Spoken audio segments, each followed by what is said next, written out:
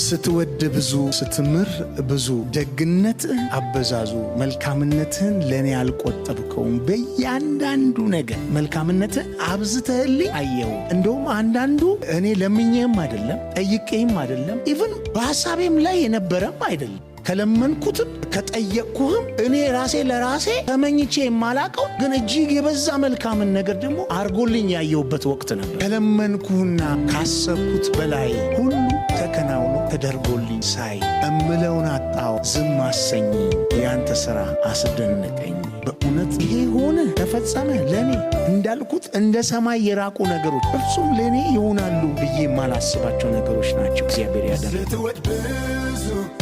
ስትምር ብዙ ደግነት አበዛዙ መልካምነትን ያልቆጠብከው በእያንዳንዱ ነገር